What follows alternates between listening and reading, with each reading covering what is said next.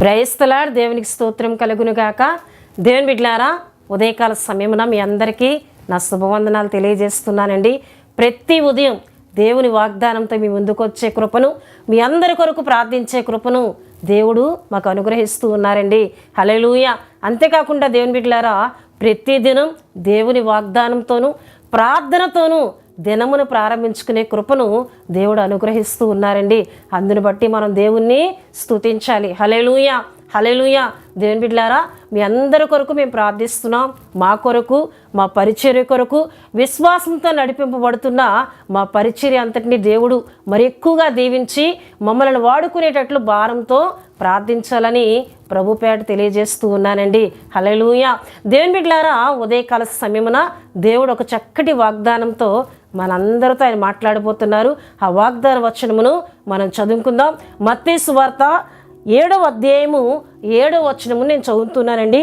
అడుగుడి మీకు ఇయ్యబడును, అడుగు ప్రతివాడును పొందును అని యేసుక్రీస్తు ప్రభువారు చెప్పిన మాటగా, యేసుక్రీస్తు ప్రభువారు తెలియజేసిన వాగ్దాన మాటగా యొక్క వాక్యమును మనం చూస్తున్నాం. అయితే దేవుని బిడ్డలారా, ఈ మాటను యేసుక్రీస్తు ప్రభువారు ఎక్కడ ఆయన బోధిస్తూ ఉన్నారని దేవుని వాక్యంలో మనం చూసినట్లయితే, ఆయన కొండ మీద ప్రసంగిస్తూ ఉన్నప్పుడు, కొండ మీద ఆయన బోధ చేస్తూ ఉన్నప్పుడు అనేకమైన పరలోక సంబంధమైన విషయములను ఆయన తెలియజేస్తూ, అక్కడ బహు జనసమూహము కూర్చుండి ఆయన బోధ వింటున్నప్పుడు ఆయన తెలియజేసిన మాటగా 7వ వచనమును మనం చూస్తున్నాం. 5వ అధ్యాయము 1వ వచనం నుండి మనం చూసినట్లయితే, ఆయన కొండ ఎక్కి కూర్చుండి ఇలాగ బోధింపసాగినని మనం చూస్తాం. అలాగే 8వ అధ్యాయము 1లో మనం చూసినట్లయితే, ఆయన కొండ మీద నుండి దిగి వచ్చినప్పుడు అని మనం చూస్తున్నాం. దేవుని బిడ్డలారా, అంటే మత్తయి సువార్త 5వ అధ్యాయం 1 నుండి, అంతేకాకుండా మత్తయి సువార్త 8వ అధ్యాయం 1 వచనంకి వచ్చినప్పటికీ ఈ విషయాలన్నీ కూడా యేసుక్రీస్తు ప్రభువారు కొండ మీద ప్రసంగించిన ప్రసంగముగా, కొండ మీద ఆయన చేసిన బోధగా దేవుని వాక్యంలో మనం చూస్తున్నాం. దేవుని బిడ్డలారా, అయితే యేసుక్రీస్తు ప్రభువారు అంటూ ఉన్నారు, అడుగుడి మీకు ఇయ్యబడును, అడుగుడి మీకు ఇయ్యబడును, అడుగు ప్రతి వాడును పొందును. అంటే మీరు నన్ను అడిగినట్లయితే నేను మీకు ఇస్తాను అని చెప్తూ ఆయన అంటున్నారు. దేవుని బిడ్డలారా, చూడండి 9లో మనం చూస్తే, మీలో ఏ మనుషుడైనను తన కుమారుడు తను రొట్టెను అడిగిన ఎడల వానికి రాతినిచ్చునా, చేపను అడిగిన ఎడల పామునిచ్చునా? మీరు చెడ్డవారయ్యి ఉండి మీ పిల్లలకు మంచి ఈవులు నెరిగి ఉండగా పరలోకమందున్న మీ తండ్రి తన్ను అడుగు వారికి అంతకంటే ఎంతో నిశ్చయముగా మంచి ఈవులనిచ్చును. హల్లెలూయా.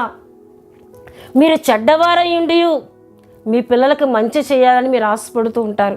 మీ పిల్లలకి చెడ్డదాన్ని మీరెవ్వరు. అయితే పరలోకమందున్న మీ తండ్రి తన్ను అడుగు వారికి ఆయన ఎంతో నిశ్చయంగా మంచి ఈవుల్ని ఇస్తారు.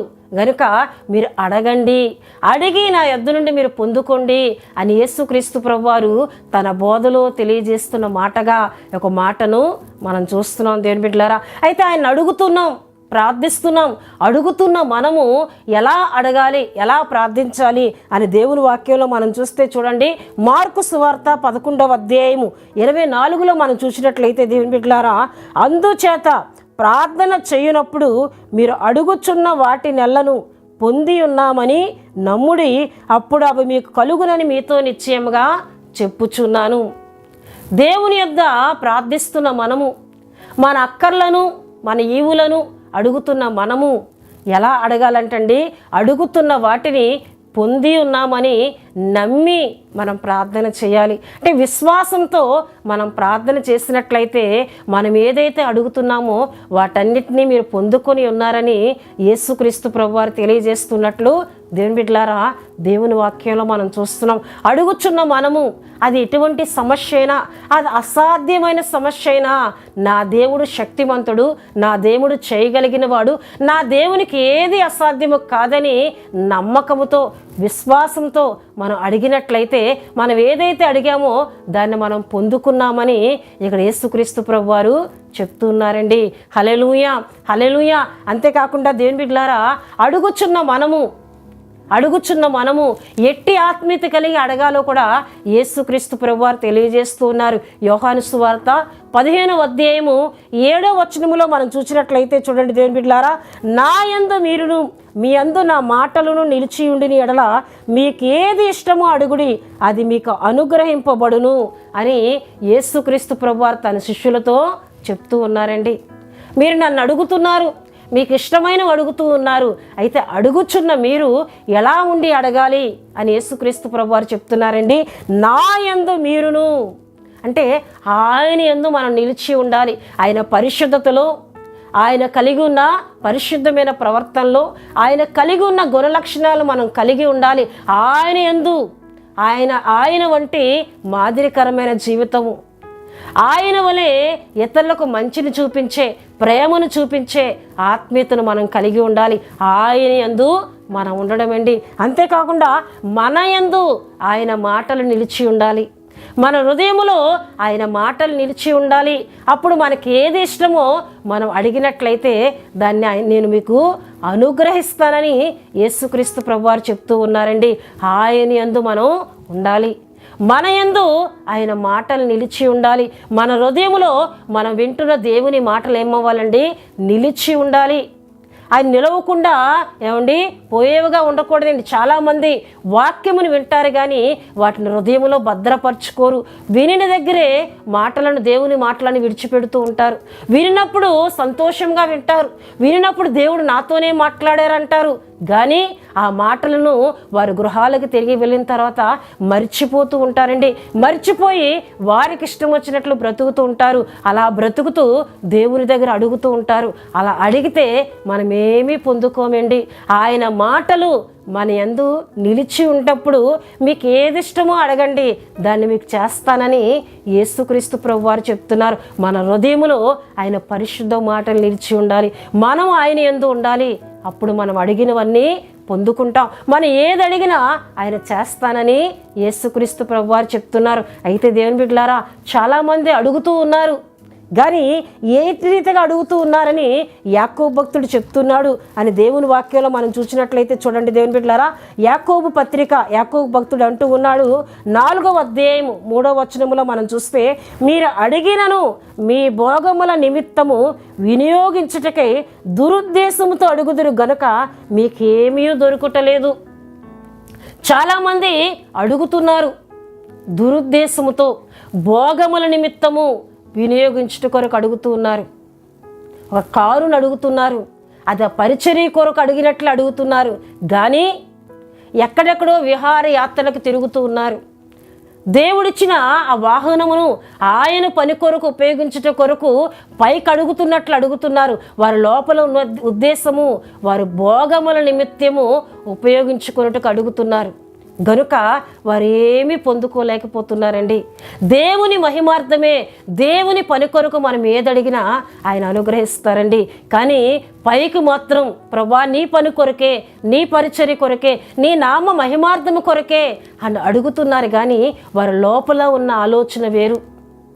భోగముల నిమిత్తం ఇతరుల కంటే మేము గొప్పవారిగా ఉండాలి, ఇతరుల కంటే మా యొక్క స్టేటస్ని మేము చూపించుకోవాలి, ఇతరుల దగ్గర మేము పైవారిగా ఉండాలి అని వీరు గొప్ప కొరకు, వీరు భోగముల నిమిత్తం అడుగుతున్నారు గనక ఏది పొందుకోలేకపోతున్నారని ఇక్కడ యాకోబు భక్తుడి ద్వారా దేవుడు మాట్లాడుతున్నారండి.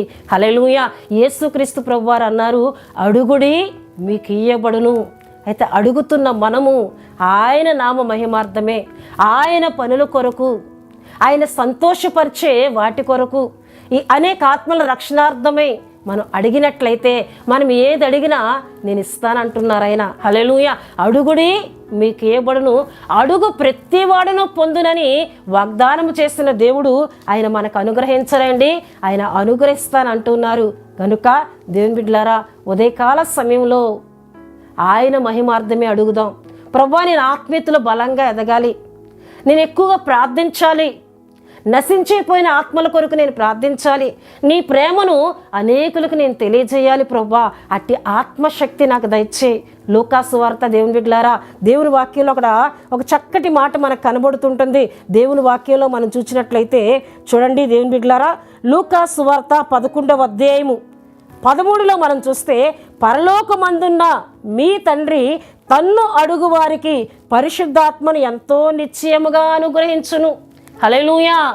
పరిశుద్ధాత్మను మనం అడిగినట్లయితే, దేవా నీ పరిశుద్ధాత్మతో నన్ను అభిషేకించు, నీ ఆత్మవరములతో నన్ను అభిషేకించు, నీ నామ మహిమార్థమే నేను వాడబడాలి, నీ నామాన్ని నేను మహిమపరచాలి, నీ కొరకు అనేక ఆత్మలను సంపాదించాలి, అట్టి ఆత్మ అభిషేకము నాకు దయచే, పరిశుద్ధాత్మ శక్తితో నన్ను నింపు అని నువ్వు అడిగినట్లయితే ఆయన ఎంతో నిశ్చయముగా నీకు ఇస్తానని వాగ్దానం చేస్తూ ఉన్నారు. హల్లెలూయా, హల్లెలూయా. గనుక దేవుని బిడ్డలారా, మనం అడుగుచున్న ప్రతిదీ కూడా దేవుని మహిమార్థమే అడుగుదాం, దేవుని పని కొరకు అడుగుదాం, నశించిపోయిన ఆత్మల కొరకు అడుగుదాం, మన కుటుంబ రక్షణ కొరకు మనం ప్రార్థన చేద్దాం, మన కుటుంబంలో రక్షణ లేని వారి కొరకు కన్నీరు కార్చి దేవుని యొద్ద అడుగుదాం. వాటిని మనం పొందుకుందాం. కానీ ఈ లోకములో వేటినో అడిగి ఇతరుల కంటే నేను గొప్పదానిగా, ఇతరుల కంటే నేను గొప్పవాడిగా కనబడాలని భోగముల నిమిత్తం మనం ఎంత ప్రార్థన చేసినా అవి మనం పొందుకోమని దేవుడు మాట్లాడుతున్నారు. కనుక అడుగుడి మీకు ఇవ్వబడునన్నా ఆ మాటను పట్టుకొని దేవుని యొద్ద అడిగి ఆయనిచ్చే ప్రతిఫలమును, ఆయనిచ్చే పరిశుద్ధాత్మ శక్తిని, ఆయనిచ్చే ఆత్మవరములను పొందుకొని ఆయన కొరకు జీవిద్దాం. దేవుడు తన వాగ్దాన మాటలను దీవించునుగాక. ఆమేన్. దేవుని బిడ్డలారా, మీ అందరి కొరకు నేను ప్రార్థిస్తున్నాను. ప్రతి ఒక్కరూ కండ్లు మూసుకొని తలలు ఉంచి ప్రార్థనలో నాతో ఏకీభించాలని ప్రభు పేట తెలియజేస్తూ ఉన్నానండి. పరిశుద్ధుడా, ప్రేమ కలిగిన తండ్రి, కృప కలిగిన యేసయ్య, మీ ఘనమైన నామమునకు వేలాది వందనములు చెల్లిస్తున్నాను నాయన. ఉదయకాలం చక్కటి వాగ్దానం ద్వారా మాతో మాట్లాడారు ప్రభువా, నీకు స్తోత్రాలు. అడుగుడి మీకు ఇవ్వడని అంటున్నావు, అడుగు ప్రతి వాడు పొందునని వాగ్దానం చేస్తున్నావు ప్రభువా. అడుగుచున్న మేము నీ నామ మహిమార్థమే మాకు మేలు కలుగునట్లు మేము అడిగినట్లయితే ప్రభువా, వాటన్నిటిని మీరు మాకు ఇస్తారని వాగ్దానం చేసి మాట్లాడుతున్న పరమ తండ్రి నీకు స్తోత్రాలు చెల్లిస్తున్నాను. ఈ వాగ్దాన మాటలు విన్న బిడ్డలందరూ ప్రభువా, లోకములో ఉన్న వాటిని ఇతరుల కంటే గొప్పవారిగా ఉండాలని అయ్యా దురుద్దేశంతో భాగం నిమిత్తం అడగక నీ నామ మహిమార్థమే అడిగి మీరిచ్చే ప్రతి ఈవులను, మీరిచ్చే ప్రతి నాయనా వరములను పొందుకునే కృపనిమ్మని ప్రార్థిస్తున్నాను. ఈ వాగ్దాన మాటలు విన్నా బిడ్డలందరినీ మీరు దీవించండి అయ్యా. అయ్యా వారి అక్కర్లన్నింటినీ తీర్చమని ప్రార్థిస్తున్నాను. ఎవరైనా బలహీనగా ఉండినట్లయితే మీ గాయపడిన హస్తం ద్వారా ప్రతి ఒక్కరిని తాకండి, స్వస్థపరచండి ప్రభా. ఈ దిన రాకపోకల్లో ప్రతి ఒక్కరికి మీ కాపుదల, మీ కృప, మీ సన్నిధి తోడుగా ఉంచమని, దుష్టుని క్రియలు ఎవ్వరి మీద పనిచేయకుండా వాటన్నిటినీ యేసుక్రీస్తు నామమున లయపరిచి మీ సన్నిధి, మీ కృప, కాపుదల దినమంతా ఉంచమని యేసు నామములు అడుగుచున్నాం తండ్రి. ఆమేన్. యేసు రక్తమే జయం, ప్రభు యేసు రక్తమే జయం, ప్రభు యేసు రక్తం సంపూర్ణమైనది, అపవాది క్రియలకనంత నాశనం కలుగునుగాక. ఆమేన్, ఆమేన్, ఆమేన్. దేవుడు మిమ్ములను, మీ కుటుంబములను బహుగా దీవించునుగాక. ఆమేన్.